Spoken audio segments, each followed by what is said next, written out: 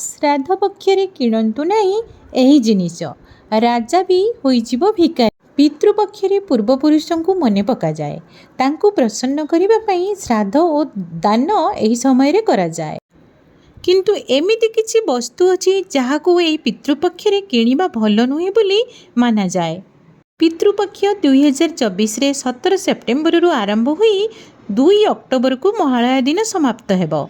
पितृपक्षरे तिथि अनुसार पूर्वजों को श्राद्ध दिया जाए।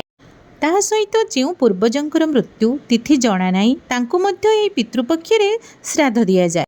एही पितृपक्ष समय रे किछि नियम को पालन करिबा पई कुहा जाए, जेमिति एही समय रे दाढ़ी और चुट्टी काटिबा उचित नुहे। गुरुजन मानक सहित झगड़ा जुक्ति तर्क करिबा उचित नुहे। यह सहित एमिति भी केतोटी वस्तु जहाँ पितृपक्षरे किणिबा उचित नुहे। एही जिनिस सब किणिले पितृलोक रुष्ट हुअन्ति। आसन्तु जानिबा से सब जिनिस कौन।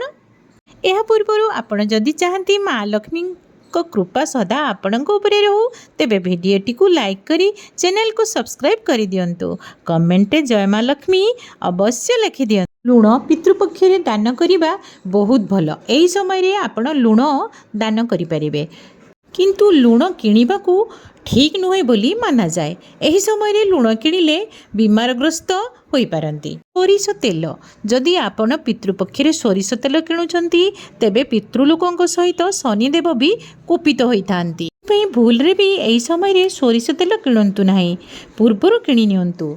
झाड़ूर संबंध माता लक्ष्मी सहित अच्छी। पितृपक्ष समय झाड़ू किणिले आपण आर्थिक समस्या सम्मुखीन हो पारती। से श्राद्ध पक्षे भूल रे झाड़ू किणतु ना।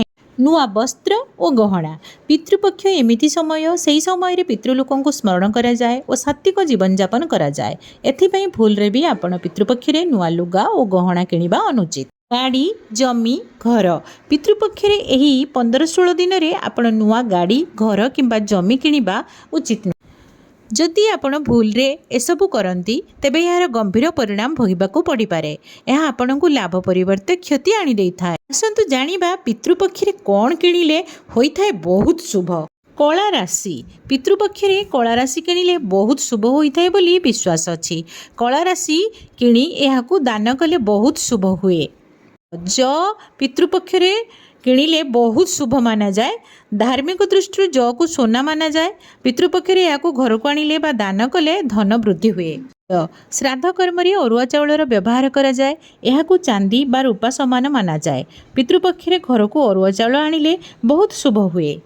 वस्त्र पितृपक्षरे निज पाई नुआ वस्त्र किणिबा पाई मना करा जाइछि, किंतु पितृलोकଙ୍କ उद्देश्य रे नुआ वस्त्र किणी ब्राह्मण को दान कले पितृलोक प्रसन्न होई आशीर्वाद दियंती। फूल पितृलोकଙ୍କୁ खुशी करिबा पाई धळा फूल व्यवहार करा जाए।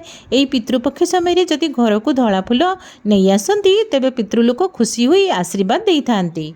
फ्रेंड्स, बहुमूल्य समय देई वीडियोटी देखिथिबारु आपण मानकु बहुत बहुत धन्यवाद।